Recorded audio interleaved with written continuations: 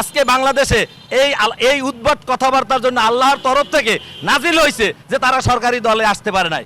আজকে যদি সরকারি দলে আসতে বাংলাদেশ, আজকে আপনি আমি এইখানে দাঁড়াই কথা বলতে পারতাম না, স্বাধীনভাবে চলতে পারতাম না। আজকে দেখেন জনাব তারেক রহমান, তার বাবা একটা প্রেসিডেন্ট ছিলেন, একজন মেজর, একজন কর্নেল, একজন সেনাপ্রধান থেকে একজন প্রেসিডেন্ট হয়েছেন, একটা দলের প্রতিষ্ঠাতা হয়েছেন, বাংলাদেশ জাতীয়তাবাদী দল বিএনপি। এরপরে তার মা 3 বারের প্রধানমন্ত্রী, আপসহীন নেত্রী, তার ছেলে আজকে প্রধানমন্ত্রী। এটা আল্লাহর তরফ থেকে নাজিল হয়েছে, কেউ ফিরে রাখতে পারবে না। আল্লাহ সর্বোত্তম পরিকল্পনাকারী, আল্লাহর উপরে কারো হাত নাই।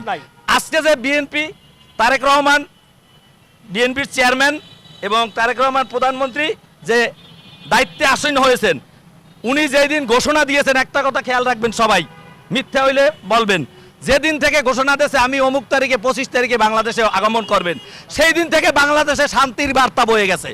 সেই দিন থেকে বাংলাদেশে একটা অরাজকতা হয় নাই, সেই দিন থেকে কোথাও বাংলাদেশের কোথাও মব জাস্টিস হয় নাই, সেই দিন থেকে মানুষ উৎফুল্ল হয়ে গেছে, সেই দিন থেকে স্বাধীনতার 71-এর স্বাদ নতুন করে জনগণ পেতে বসেছে।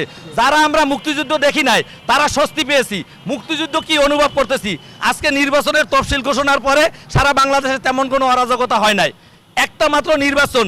এটা আমি ধন্যবাদ জানাই, অপ্রাসঙ্গিক হলেও আমি ডক্টর ইউনূসকে ইহুদি নাসারার সাথে তুলনা করি, কারণ তার দাড়ি নাই, মোছ নাই, জীবনে একদিন নামাজ পড়তে শুনি নাই, দেখি নাই।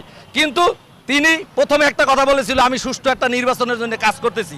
বাংলাদেশে 2026 সালে একটা রেকর্ড, যে স্বাধীনতার পর থেকে আজ পর্যন্ত একটা নির্বাচন 2026-এ, যে নির্বাচনে একটা প্রাণহানি হয় নাই সারা বাংলাদেশে, একজন লোক মারা যায় নাই, তেমন কোনো 200-500 লোক আহত হয় নাই, হাসপাতালের বেডে দৌড়ে লাগে নাই। এই একটা নির্বাচন জাতি মনে রাখবে, সেই কারণে হয়তো ডক্টর ইউনূসকে মনে রাখবে। কিন্তু তিনি ক্ষমতা নিয়ে তার সুবিধা, তার ব্যাংকের ঋণ এবং হাজার হাজার কোটি টাকা সে পাচার করে তার মন্ত্রিসভার উপদেষ্টাদের সকলকে সুযোগ সুবিধা দিয়ে আজকে যে দুপুরে ভাত খাইতে পারতো না, টাকা ছিল না, সেই লোক আজ হাজার হাজার কোটি টাকার মালিক।